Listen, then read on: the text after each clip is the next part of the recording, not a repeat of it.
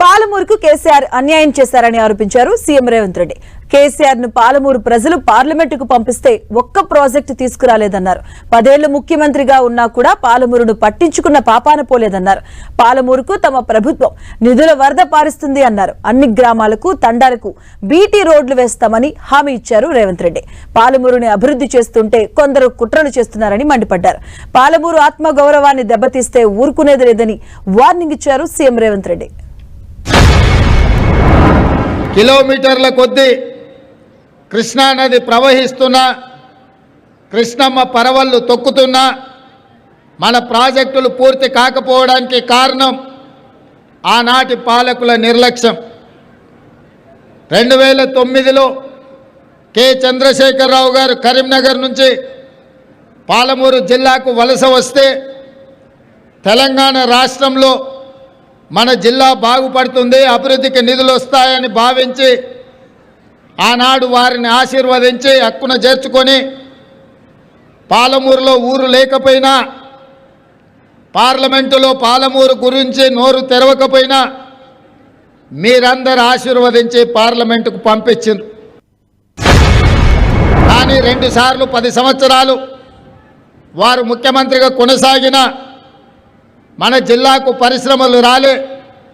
మన జిల్లాలో పెండింగ్ ఉన్న ప్రాజెక్టులు, అది జూరాల కావచ్చు, కోయిల్సాగర్ కావచ్చు, భీమా కావచ్చు, నెట్టంపాడు కావచ్చు, కల్వకుర్తి కావచ్చు, లేదా పాలమూరు రంగారెడ్డి ఎత్తిపోతలు కావచ్చు, ఏ ప్రాజెక్టులు కూడా ఈ 10 సంవత్సరాలు పూర్తి కాకపోవడం వల్ల ఈ వలసలు ఇంకా కొనసాగుతూనే ఉన్నాయి.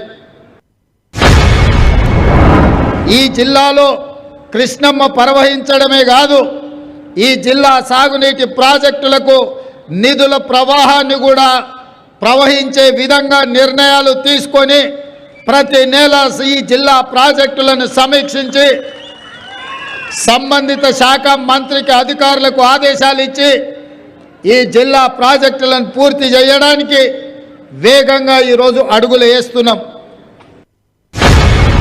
పాలమూరు జిల్లా సాగునీటి ప్రాజెక్టులను పూర్తి చేయాలని నిధులు కేటాయిస్తుంటే కొంతమంది దుర్మార్గులు కళ్ళల్లో నిప్పులు పోసుకుంటున్నారు. 6-7 దశాబ్దాలైనా ఈ ప్రాంతం వెనుకబడ్డది, వలసల్ని ఆపాలని నేను చేస్తున్న ప్రయత్నాన్ని, ఈ అపర భగీరథ ప్రయత్నాన్ని అడ్డుకోవాలని ఆరోపణలు చేసి చిల్లర మల్లర రాజకీయాలకు తెర లేపాలని చూస్తున్నారు. నా మీద రాజకీయంగా కోపం ఉంటే ఇంకొక రకంగా మీ రాజకీయ కక్షను సాధించండి తప్ప నా జిల్లాని అభివృద్ధి చేసుకునే క్రమంలో నిధుల కేటాయింపు విషయంలో మీరు అడ్డుపడితే ఈ జిల్లా క్షమించదు. చరిత్రలో మీరు చరిత్రహీనులుగా మిగిలిపోతారు.